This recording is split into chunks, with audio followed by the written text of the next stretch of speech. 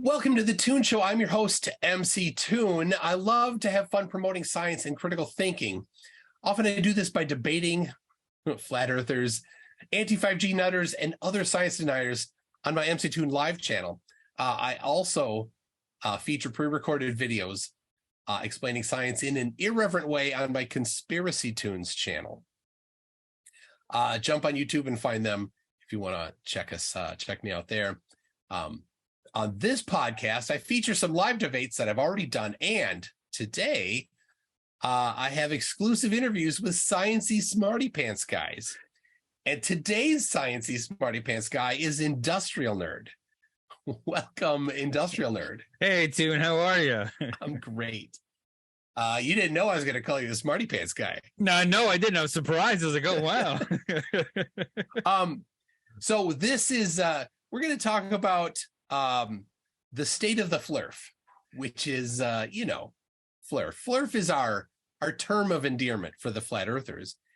And they make us laugh. They make themselves cry.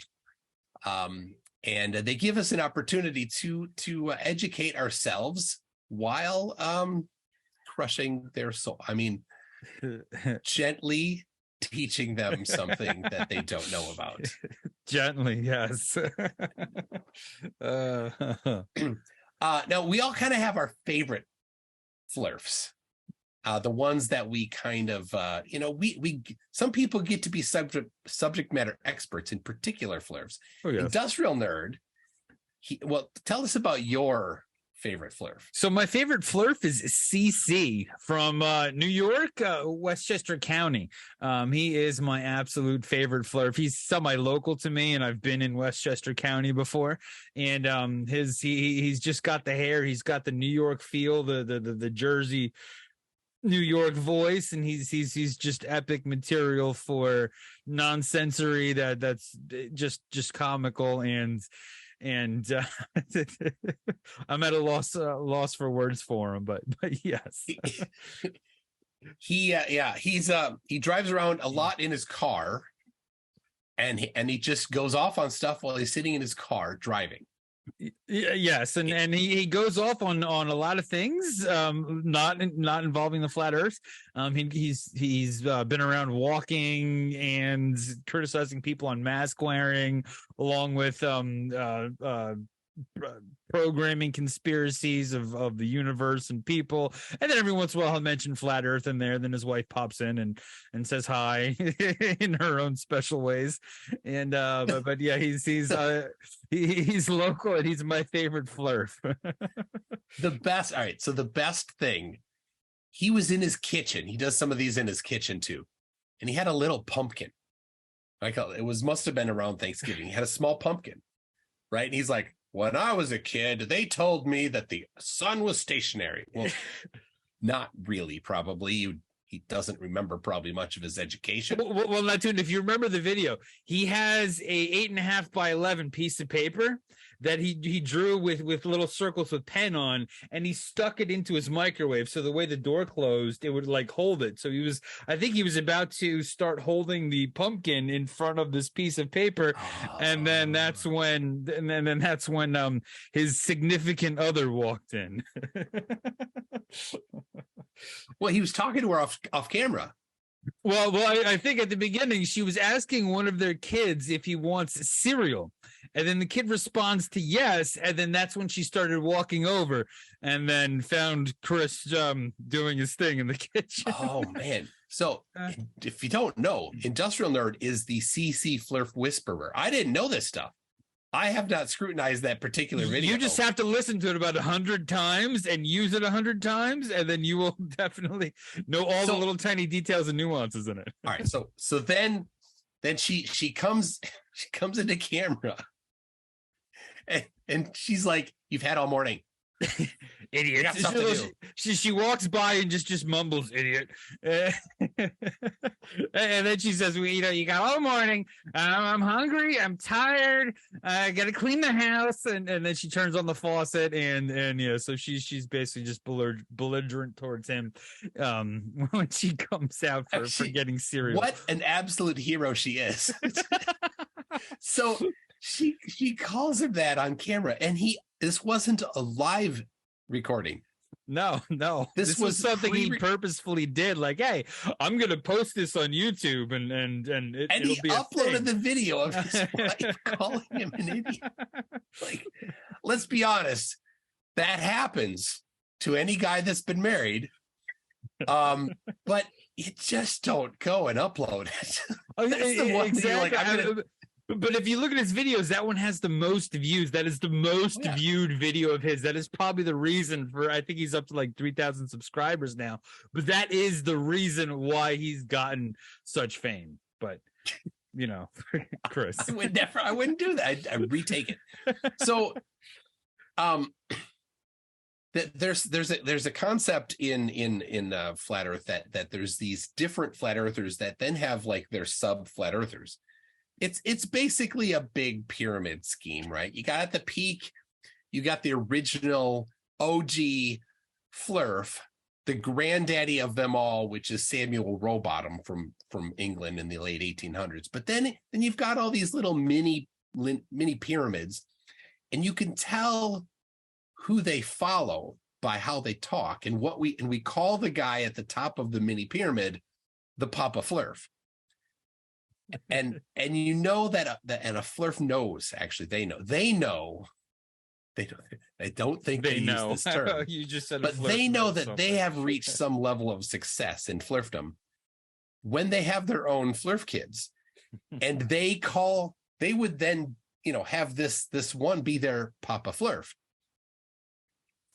And Cece, for all the time that he's been doing this, doesn't seem to have any Flerf kids. And nobody would be calling Cece their Papa Flerf. Yep, true. But now, who is Cece's Papa Flerf, though? I mean, do you think that's like an Eric Dubé? I mean, he's had to have heard this from somewhere, but I don't know. I don't know. Sure. After a while, they tend to develop their own style that maybe diverges from their Papa. They grow up as children and reach the age of being on their own and doing their own. They leave the nest and they stop just parroting their own Papa Flerf. And anyway, Cece is a kind of a minor. He doesn't have any. He's just so funny. He doesn't. He posts his videos. He doesn't actually. A lot of them they have their echo chambers, like in the comments section. They won't let any dissenting voice in there. He does the opposite. He never even reads his comment section. So true. It is basically filled with people saying, "I can't believe how wrong you are." And that is the majority of the comments. And I swear everybody who's subscribed to him has subscribed to him for the same reason that I've subscribed to him, because I'm looking for something to laugh at every couple days and on Fridays. So that is. So if you're looking for him on YouTube, it's a little hard to find because his channel name is C space C. The space. When I first was looking, I'm like, why can't I find this guy? He's like famous, but yeah, C space C. So yeah, good luck finding him. But if you do find him, say hi from Industrial in the comments. He won't read it. He also lists his email address and his phone number. He never answers emails, but I have spoken to him on the phone twice. I saw one of those videos. That was pretty funny. I called him up on a live stream, and he's as hilarious on the phone as he is. Anyway, but let's not just. I mean, CC can't. He can't. Yes. There's other. Mikey Smith has been one of my favorites lately. Have you seen any of Mikey Smith? So dude, I'm horrible with names, but like voices, like I hear somebody's voice, I'm like, oh yes, that guy. That's the one who does the thing with the tool shelf in the background, or all right. So he used a one of those infrared laser. The laser does nothing but know what you're pointing at. Yeah. But I think he thinks that like the laser. He IR'd the sun. Is that the guy who IR'd the sun? Okay. He used an infrared thermometer to measure how hot the sun was, which is absolutely doesn't work that way. But he's like, oh look, so he's Canadian. He's got just such a standard Canadian accent. He lives in Saskatchewan, I think, near Regina, Saskatchewan. And so he tried to measure the temperature of the sun. He did the same for the moon. He does his own experiments, and they're hilarious because he doesn't know what he's doing. He had the moment you point an IR gun at the sun is the moment you've lost the plot. But when, for reference, people, Industrial Nerd is involved in industrial metrology. So measuring the temperature of things is something that you are very familiar with professionally. Yes, that is what I do. I measure things. So to think that somebody would use an IR it's just so. So anyway, Mikey Smith is another one he did. He took his camera and he turned it upside down. And I don't quite know what he was thinking about. Like, he's like, how come they're not falling off? He was doing it sarcastically, but because they think that, well, if you're in Australia, you're falling off the earth. Yeah. None of them understand, apparently, that down is towards the center. That just because we have a globe that we arbitrarily put north up doesn't mean north is up. He did. I'm gonna make a video on this one. So make sure you go to my Conspiracy Tunes channel to find this when I put it out. He put a mirror in a bathtub, and then he put some water in the bathtub. And then he took a really bright flashlight and he shined it at the mirror so that it would bounce off the mirror under the water and then up onto the wall. And it's got these, it's a big circle on the wall, and it's got like wavy lines going across it. And and he's like, that's just like the stars. So just like the stars. So what they do is they get this, they love this camera. It's a P1000 or P900 from Nikon or Nikon, depending on how you say it. That's got a super high zoom. But when you have super high zoom and you have autofocus and you're looking at a star, it doesn't know how to focus. So there's a switch on the back of the camera to switch to manual focus, and then there's a ring on the lens, and so you can then just manually focus. But none of them know how to do that. So they leave it on autofocus, and it blurs it, completely blurs it, and so then you see this blurry mess, and then you see waves across it, which is what's from as the light goes through the atmosphere. Atmosphere is fluid, and it different wind currents and stuff changes slightly how you see it. So you see these little bit of waves in there. They're like, that's what a star really looks like. No, focus your camera, or use a telescope. They're cheaper and better for doing what you want to. Anyway, so he sees this on the wall through his bathtub, and he's like, this is a star. Exactly. Oh my God, that's so sweet.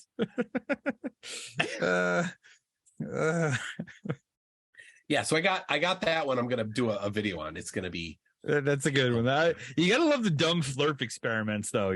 They are great with dumb experiments. Of course, there's Jaron famously did his experiment where he used the surface of a canal next to a road. So he did a good job getting the height correct based on the height of the water. And then he put a hole in a board about halfway between the camera and a light source. And they had them both at the same height, 17 feet. The camera, the hole, the light. And he couldn't see it. And he told the guy down 3 miles away, said, well, hold the camera up above your head. And then he saw it. And if you saw the movie Behind the Curve, this was the ending scene. And a spoiler, sorry, the spoiler alert. You ruined it, Tune. You ruined it. Plug your ears. When the guy, you got to say spoiler alert now. You just said it. So the guy puts his arms above his head with the light, and you can see it. And then Jaron says, "Interesting." And then it's the end of the movie. It's the end, like music. Interesting. Boom. Roll credits.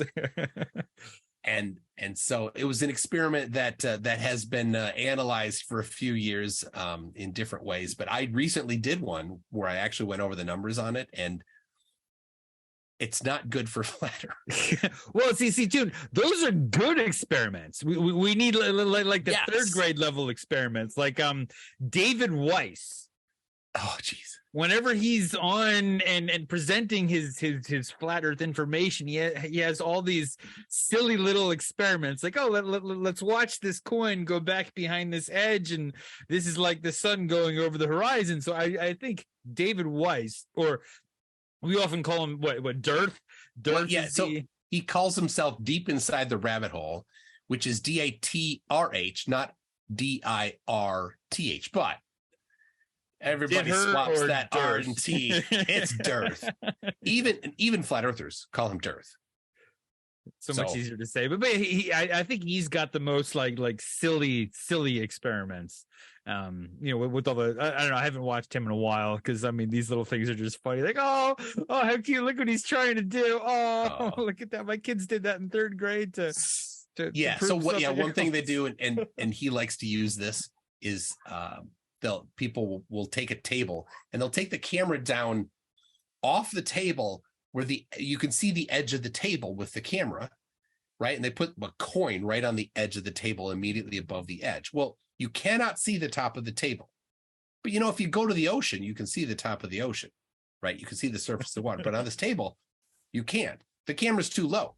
And then they'll move the coin away and it gets obstructed bottom up. They're like, ha, you see, a flat surface can obstruct bottom up. But you move the camera up so that you can see the surface of the desk. You're just being, either dishonest on purpose or just really dumb. To think that that's somehow analogous. Yeah, exactly. There's many of them. That's super common. Yeah, no, I know a lot of different flat earthers have those same, third grade level experiments, but he actually presents them all. So, I just think a lot of those are his, but then he gets a lot, I think he puts a lot of other people's things on, and which is just hilarious with those stupid little experiments. But yeah, and of course that's often what they use when you're like, well, if the earth were flat, the sun could never set, right? That's the simplest, most obvious thing about flat earth. Yeah. And they like to reference ancient cosmologies that used to think the earth was flat, but ancient cosmologies also thought that the sun went in a tunnel under the dirt at night. Right. So you mean it doesn't? No, it doesn't. Spoiler alert, Tune. Come on. You gotta say another spoiler alert. Ruining it for so many people. The Book of Enoch talks about portals. Like it says that the sun goes through a portal, like underneath where you're living. Well, in a way, on the globe it does. That's where it is. But they think it actually like travels through a portal. Or like ancient Greek and Roman mythology, they talk about like it went into the ocean and then there's a tunnel underneath, rides on a chariot or something. So that's what ancient cosmologies thought. But because they didn't know, they didn't have instant communication like we do. Yeah. Nighttime for them was daytime for somebody else. Uh-huh. So they didn't know that. But if you were to tell them that, well, no, somebody else at your daytime or your nighttime, they can still see it. Be like, oh, maybe that doesn't work.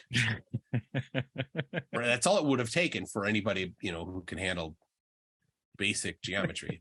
Yeah. Which doesn't include the Flerfs. No, it does not. That's great. That's great. So I debated, and in the series here on the podcast, I'm putting up some of the old previous debates that I've done. Not all old. Like there's one is one from just a week ago and one from 2 years ago. So the one from just a week ago with this guy Smoking Al, and he says he's been a flat earther for 10 years. I remember that one. Go on. which puts him earlier than any of the YouTube flat earthers. And I asked him, to try to fish him out. I said, well, which Eric Dubay video was the first one that you watched? Because Eric Dubay's first video was like 7 years ago. So I was trying to get him to crack. That would have been it. That would have been trapped. But he didn't. He just, what happened? See, Eric Dubay is embarrassing to most flat earthers because the things that he claims are basically copies from a book from around the 1900s. A little bit before, by William Carpenter, and they're super easily shown to be wrong. Like the map he insists on is clearly wrong. He says things like that there's no sun south of 80 degrees south latitude. He says that the horizon always rises to eye level. When it's anybody who's ever been on an airplane can install the theodolite app on their phone, or on that's an iPhone, or on Android it's the Dioptra app. And you could just, when you're at altitude at 35,000 feet or whatever, you can go out and you can measure the horizon. You can see, oh, it didn't. It's 3.5 degrees dip from horizontal.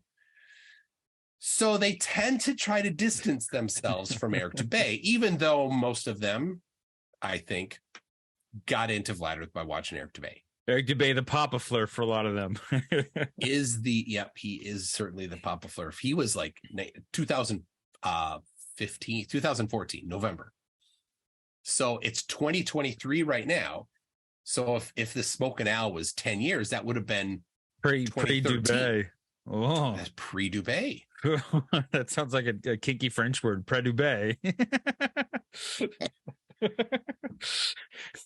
All right, French people, tell us. Is that a real French word? We just made up a French word. You can. So if you're wondering how could you find me to comment about it? Well, on I have on YouTube. There's a podcast. There's a channel just for this podcast called The Toon Show, or just Toon Show. So you can find this actual episode on YouTube if you're not viewing it on YouTube. If you're watching it or listening to it through Spotify or Apple Podcasts or any of the other podcasting platforms, that's where you can find it, is on YouTube. Just search for Toon Show. If you go to my website, mctoon.net, right at the top is links to all of the places where you can find the relevant information. So that's how you can find it there. If you want some feedback, that's the place to go. If you want to find Industrial Nerd, you can find him on Discord. So on my Discord server there, the link is there. We should make a channel just for you, so that you can entertain your fans there. Yeah, I was thinking about it. What socks size do you wear? Yes. Don't spoilers. Don't tell us. The ones that fit. I don't know. What's your favorite brand of mustache wax? Oh, Flerf paste. The same stuff CC wears in his hair when he does. Oh my God, that stuff is great, Toon. You should really. I'm going to start producing and selling it on Amazon, so I'll definitely update you with the link for Flerf paste. That's a great but yes. What would that be made out of? Well, a little bit of Flerf, a little bit of paste. You put the two together, and you get this magical Dixotropic viscosity liquid called Flerf paste. Yeah, and please do not eat Flerf paste unless you're a Flerf. Yes, exactly. Their systems have been attuned to consumption of paste over years and years of consumption. Oh, gross. I didn't know this. People really did eat paste. Like glue paste? Like Elmer's paste? There's a reason why it's non-toxic. Like, it was a thing. People would eat it, and they needed to say, well, okay, fine, if you're going to eat it. Now we're going to go try paste, Toon. And now I'm not like, I should go. I'm going to try some Play-Doh. Public and I'll go Elmer's paste. And then what else pasty can I try that people are like, oh, well, you can eat this, but it's not recommended, but you're not going to die. You could maybe, for your mustache paste, you could try some Gorilla Glue. Yes. Or I can glue in my wig like that too, actually. That poor lady that glued her hair. Yep, exactly. That's almost Flerf comparable. I don't know. It truly is. Now on Facebook, there's different flavors of Flerf, and the Facebook Flerfs are like one standard deviation dumber than the mean of Flerf intelligence, which is way down there, right? It's very low, but they're like they post it's memes, so many memes, and like and none of them make sense, but some of them really, really don't make sense. And I think like a Glober, like a normal person, made this meme to be as ridiculous as possible and then fed it to them so that they would like post it and make themselves look dumb. Yeah. And it's like there's one, it's been going around for years. It's got this collage of different pictures that just says things that prove flat Earth. It doesn't say why or how, or doesn't have, right? It just says things that prove flat Earth. And it says telescope. And it's got a picture of one of those things that you put the quarters in. Yeah. So then when you're like across the water from, or you're the top of what's that tall building in New York called? Oh, the Empire State Building? That's the one. Yes. When you're at that one, that's what they have for telescope. That's not a telescope. They have one that says theodolite, and it's not a theodolite. It's actually a clear plastic tube in a U shape. That's a clip from a video showing that the horizon does not rise to eye level. It's a video demolishing flat Earth. Yeah. And they took it from that video. Whoever did, genius, took it from that video, called it a theodolite. So a theodolite is a surveyor's device that measures vertical and horizontal angles. That's not what this does at all. And they called it that. It's so ridiculous. Wow, and they took this meme as their own too. They're like, hey, yeah, look, they let's post it like, haha, really... Globers. It's so dumb. It's just so dumb. I love it. We got to make one. We got to make one and put like a can of Cheese Whiz and like some other like things to just because that they will like believe anything and everything. Proof of flat Earth, can of Cheese Whiz. Can of Cheese Whiz. Yes. They certainly could talk about that for hours. Because you can't have cheese inside a you have to have cheese inside a closed container. You can't have it outside in an open. Or yes, exactly. Yeah, that's what. Yeah, one of the things they say is you can't have pressure next to a vacuum. They say it's that they claim that it's the second law of thermodynamics, which is it's a very rough approximation of it. Like none of them have ever read actually what the second law of thermodynamics is. They've just heard from their Papa Flerfs what they think the second law of thermodynamics is. And it's, can't have a pressure next to a vacuum. But of course, we don't have a pressure next to a vacuum. That's not the claim at all. There's no part in, they think perfect vacuum, zero pressure. But there's a pressure differential vertically. You can measure that yourself with the barometer app on your phone for free.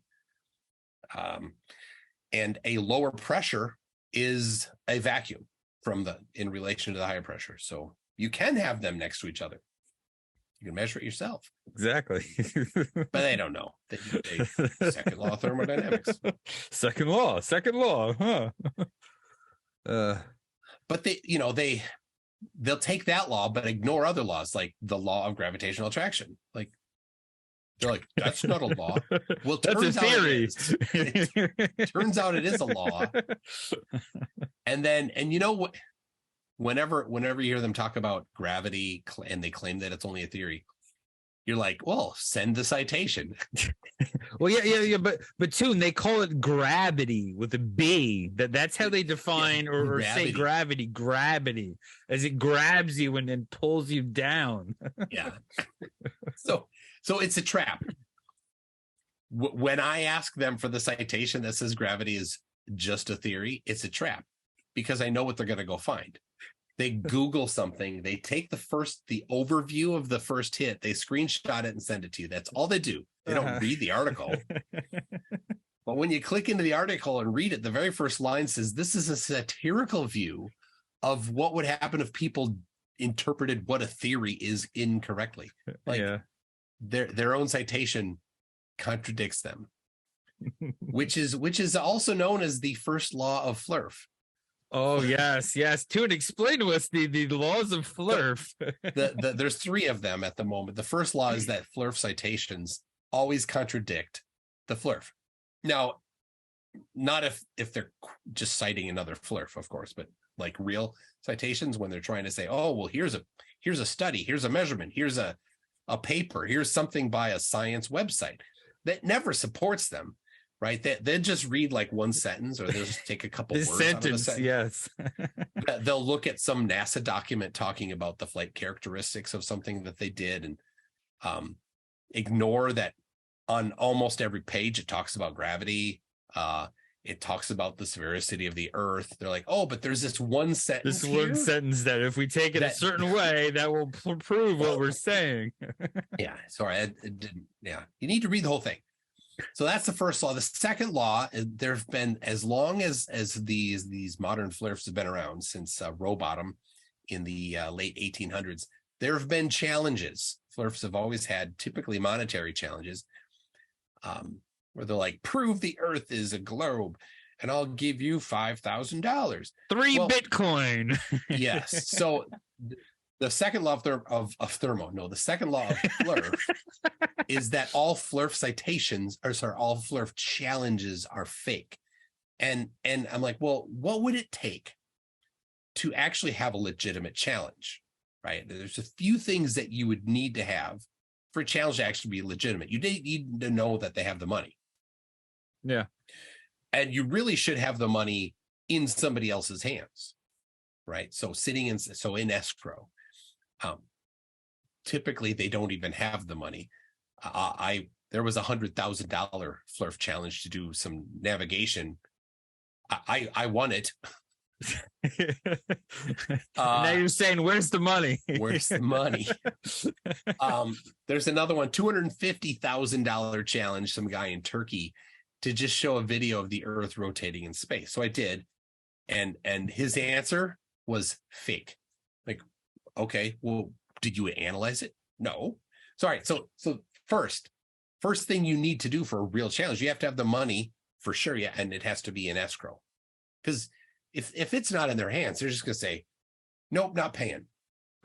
Second, the rules have to be clearly defined. If it's proved to me, well, what does that mean? Yeah. How can somebody say, oh, well, how can a third party look at this and say, well, that proved to you? Well, of course not. That's very subjective. That's totally subjective. Yeah. So you need to have a clear, objective rules. So like show a measurement, find something very specific that a third party can look at and say, oh yeah, that was met or not met. And others, you can't change them. This goalpost moving is a common thing for Flerf. So like when I did that challenge, it was a flight navigation challenge. He's like, show a flight path where it's got essentially 3 90-degree turns and you come back to where you were, a triangle with 390s, which is possible on a surface of a sphere. Yeah. And I did that. I used real flight navigation software to do it. He's like, no, I meant paper charts. Well, you didn't say paper charts. You moved the goalpost. Well, so I did it on paper charts. And then he moved the goalpost again. He said, no, I meant to have the charts be laying flat. Why would that wouldn't support the globe? That would support flat. Like it was just an escape. Yeah. So you can't change them. So you have to write them down. You have to write them down in a place where somebody can download them and they can't change. Then finally, the fourth one, this is the most important. You need independent judging or independent arbitration, right? If there's no third party that says, well, you didn't, obviously, if you lose a challenge, you don't want to lose the challenge. Yeah. And you're going to do whatever you can. And you're not going to submit to a law. So you're going to come up with everything you can. Like, oh, wow, okay. Yeah, no, yeah, actually, I meant this. And then, yeah. So then it's going to, then it would involve lawyers. You'd have to, travel to their country or their state and file suit and all this stuff for, it's going to cost you more than you would ever win to do it. So then you'd want to have some third party arbitration that's well defined in the rules. Right. So then you've got the money in escrow, you got clear rules, and you got third parties that say, all right, well, this person won. Yeah. Hey, person holding the escrow, hand the money over. Well, anyway, that actually happened once. It did. Really? Who? In the late 1800s with John Hampden, Hampden, who's the flat earther, a friend of Rowbottom. And Wallace, guys whose last name is Wallace, the Glober, and they had referees, and the referee sided with Wallace, and he got £500. The money had been already actually was in escrow, and then Hampden spent years hounding him, got sent to jail twice, I think, could be wrong, definitely once, but I think twice for libel. Because in England, they enforced libel at the time. Yeah, wow. And then in the end, here's right. This was a bet. It was classified a bet. And in the end, Hampden actually convinced a judge to declare it a bet, and betting is illegal. Oh. It was reversed like wow. 11 years later, something like that, because it was declared to be a bet. Wow. Earth-shaped bets. I never. Yes. So was it a bet or a challenge or I don't know, how to classify it. I got $100 to start this round, Tune. $100. Anyway, it's fake, but there have been since then many. This guy named Voliva in Zion, Illinois, had a $5,000 challenge. Again, it was just proved to me. Similarly, Dearth has this 3 Bitcoin challenge, and he just uses it as his fake. Yeah. So he goes on talk shows. It's typically conspiracy minded stuff. People are like, "Oh, I'm open to anything." Yeah. He's like, and it's the same thing. He introduces the idea. He says, "Here's how you do it. You download my app, which costs money, $3, and has a monthly fee if you just sign up for it." Right? Like he leads you into that.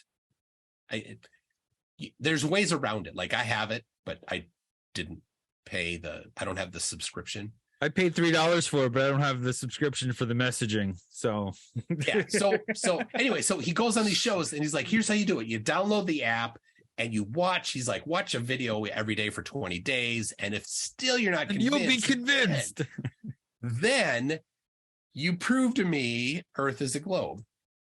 And you get 3 Bitcoins." Well, people have submitted many different solutions to that, and he doesn't even answer them. He doesn't totally ghost them. It's easy for him to ghost them because on the YouTube channel, his comments, he like, I think he only approves, like he has it. You can on YouTube, you can set it so that you can approve comments so that nothing gets approved until you specifically let it through. Uh-huh. And I think that's the setting he has, because I've gone in there with accounts that he wouldn't have blocked already and commented, and then you go in with a different account and it's not there. Oh wow. So yeah, Shady. so that's how he has this fake challenge. He plugs his ears and hums no. Nope. So June, how much total money is owed to you by flat earthers from challenges? Well, there's the 100,000, there's the 250,000. So that's 350,000. Uh-huh. There's a couple others that I haven't officially submitted. Other people have, right? So I wasn't the first. Yeah. So there's a guy calls himself Flat Earth Billionaire, has a $100,000 challenge with 3 parts, and then a second $100,000 challenge to disprove a particular video, and so a total combined $200,000. I haven't submitted a solution to that one, but no doubt he would reject it. Now, to my knowledge, he does actually have the money, but it's not an escrow. He doesn't have clear terms. What will he? Defines, what will he accept as stuff? And there's no arbitration, no third party. Mm-hmm. And of course, the third party should be a disinterested third party, right? If it's your buddy, that doesn't count. That doesn't count. It's not a third party. So June, speaking of bets for the shape of the Earth, well, you have what this Sextant challenge? Yes, how many do have? So explain to us that, and then Okay. and then let us know like what submissions you've got so far, or any juicy details involved in that.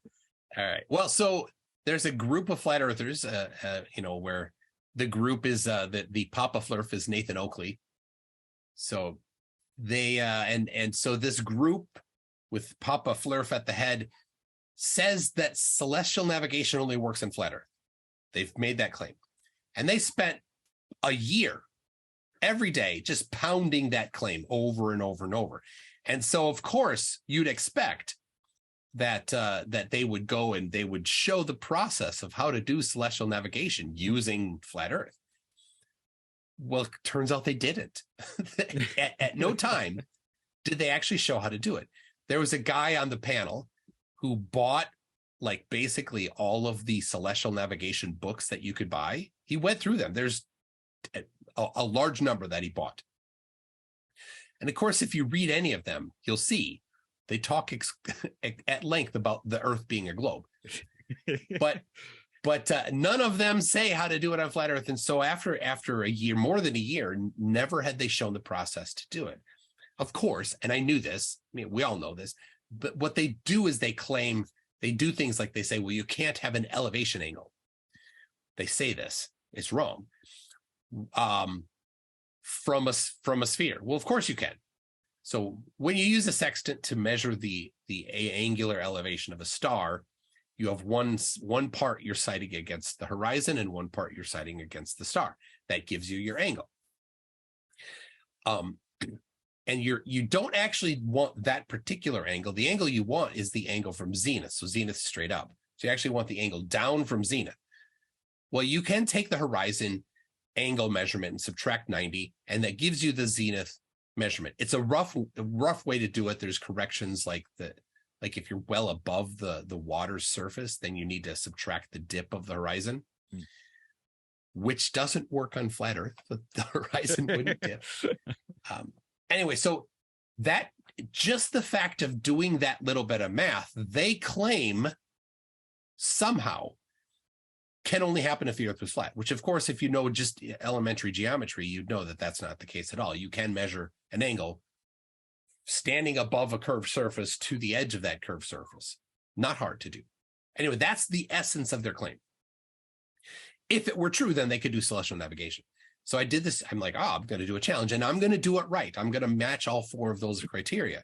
So I put the money in escrow. Somebody else holds it, not me. He's in Canada even.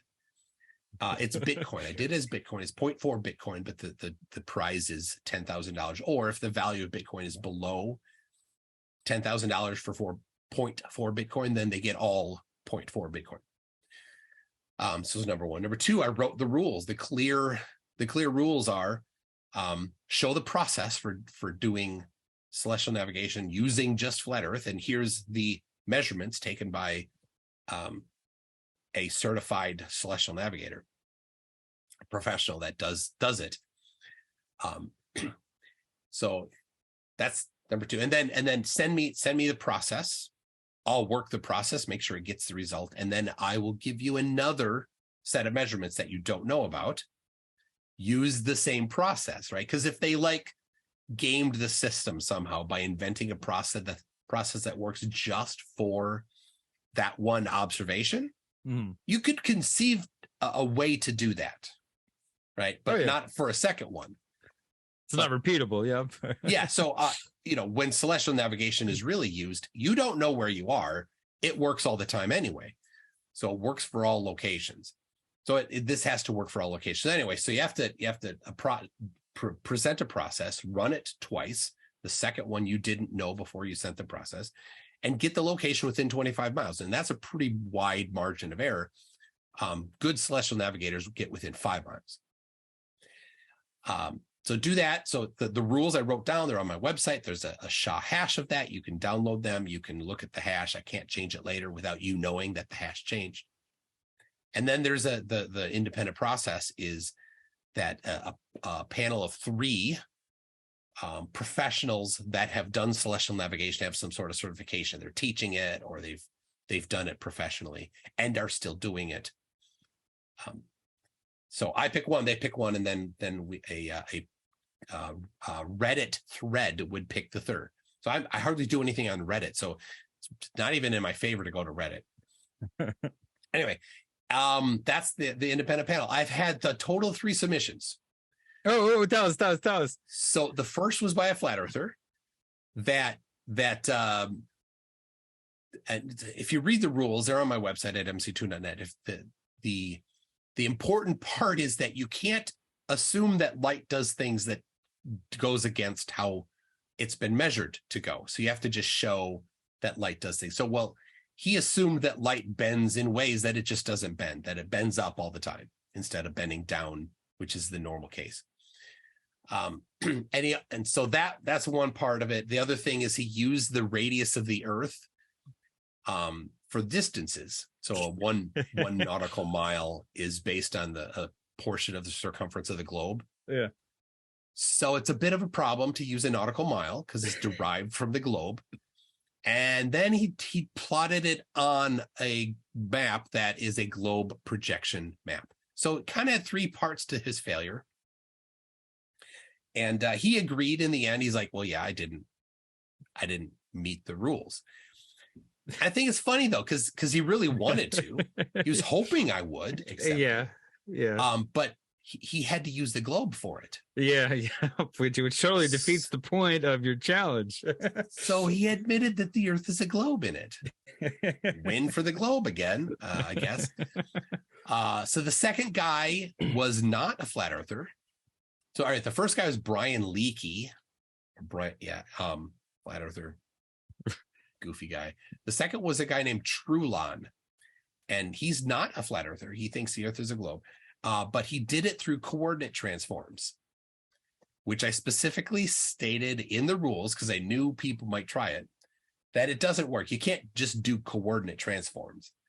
And so what he did is he did a coordinate transform from a sphere to a flat surface. And so he's using a coordinate system that is flat, but underneath it's mapping to the globe. Uh-huh. And then he also assumed that light bent the same way as Brian Leakey did. So doesn't work because first he admitted the Earth is a globe, and second he presumed that light travels in ways that it doesn't. So anyway, they're essentially the same solution. It's just a lot more sophisticated, very cool solution actually, based on the globe. But it's very cool doing that coordinate transform. The third guy going by Weiskopf, who used, this is funny, he used astrology software, not astronomy, astrology software. And astrology, plots the positions of stars. I'm a Cancer. And sorry, just for reference, astrology is crap. Not sorry if you're into astrology, people. The month you were born in, no, my horoscope this morning, Tune. Oh, you read it? I don't even want to get into that. I'm totally screwed for the next few days. My Pi Day is going to be horrible, but yeah, go on. Pi Day is March 14th, but all right. Yeah. So he used this astrology software, and so the astrology software plots the positions of the stars on a map. And you can choose to present that on a globe on the screen where you can only see a portion of it, or on different projections like Mercator style projection, or he used the azimuthal equidistant projection, which is what the flat earthers use. And many of them claim is the actual map of the Earth. So he plotted out the stars on that. But the documentation of it says, he's like, well, let's use the Swiss ephemeris. Well, the Swiss ephemeris is based on the globe. Right. Based on it's an ephemeris is the temporary location. Ephemeral means temporary. It's the temporary locations of celestial bodies, the Earth, the moon, the sun, the stars, the planets, right? All things that are important to an astrologer. So it's using science to tell an astrologer where stars and planets are. So it's useful for that. But he plotted it out, and then And he kind of got it. I mean, I explained to him in emails back and forth how it's done in reality. And then he did it on this thing here. He didn't actually get within 25 miles. He just got intersecting lines on this map that were in the vicinity. I don't know if they were 25. Anyway, I'm like, you use the globe, the solar system ephemeris. That's not flat Earth. And turns out he saw the light and he's no longer a flat earther. So dude, is astrologer an official profession? Like, can you be an astrologer? Well, being a profession doesn't make it legitimate. Well, no, but I've never heard the term astrologer, like astronomer, yes, but the whole astrom, just it gets my mind going. As when you say astrologer, I laughed on the inside and was like, wow, is that a real thing? I suppose the person that you go to apparently to find out your horoscope for today might be called an astrologer. I just never knew that was I've never heard that term before. That's why I had to ask you with excitement. So he uses this is funny. He uses this software to do, I don't know, day trading or longer stock trading. And actually, I think he uses it actually for more cryptocurrency trading, but he actually uses like horoscopes and stuff to know when to buy and sell. Wow. and I don't imagine he's very successful at it, but good for him. I always buy when Mercury's in retrograde. That's the only time I buy. I'm whatever. I have no idea. Anyway, all right. So we got to pop the stack here. So we got into this challenge thing, but so let me wrap up the challenge thing. Yeah. Nobody has yet done it. It's been over a year. The money's still in escrow, and so it is a way. I mean, I basically forced the hand of the flat earthers. These people, a lot of them, this is all they do on YouTube, and they don't have a lot of income, and so they're super desperate, including the guy that really says that. Had spent all like a year making the claims about flat earth and celestial navigation. He's broke. He's broke. And 10K would be a lot for him. And so what does he do shortly after I put the challenge out? He did a GoFundMe to raise $1,000 to fix his broken speaker. What?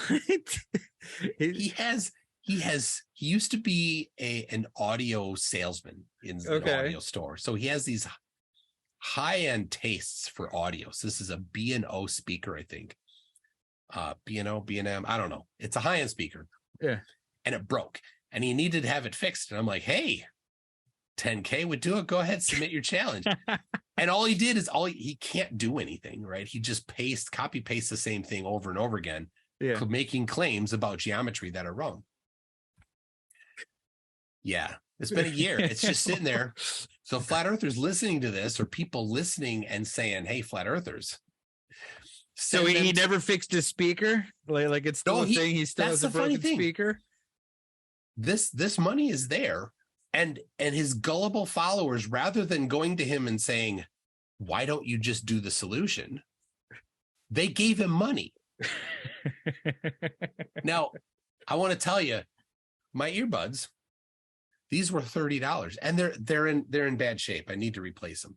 So I'll be buying another set of earbuds. But I can hear on these earbuds just fine. I don't need to spend $1,000 to repair.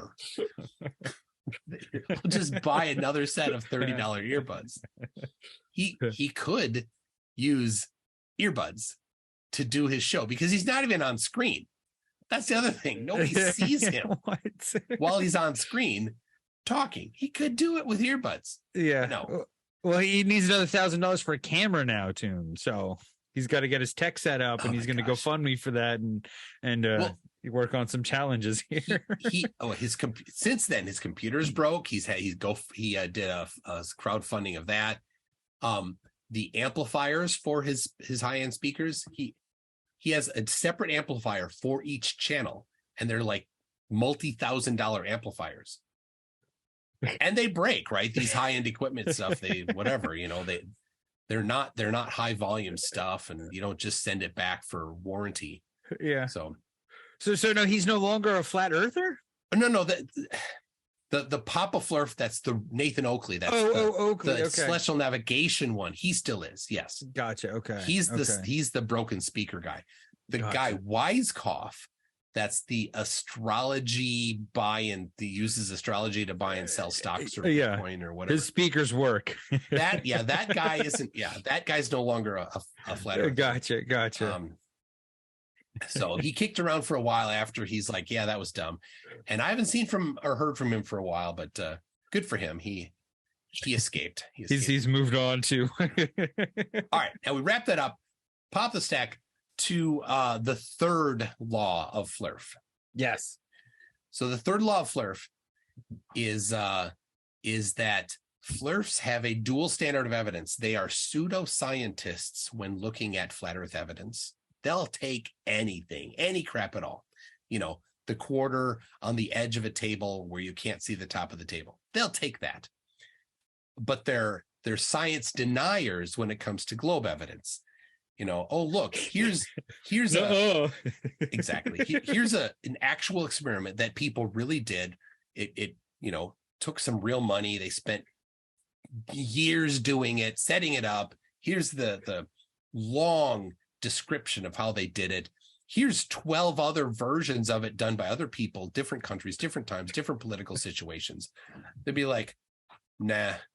No, digital measurements, you can't see it. You can only, get the digital of the measurement. You can't physically see it, so it doesn't count as exactly. Yeah. So here, there's a measurement. Is it in a vacuum chamber? Yes, it's in a vacuum chamber. Well, now I can't see it actually moving. Yep, exactly. It's in a vacuum chamber. That's why you can't say, well, if I can't see it moving, then it's not moving. Yeah, no. So there's the dual standard of evidence. The laws of Flerf are on my website, but they're also in the Flerf Wiki. So we have begun documenting the thing that is the Flerfkin.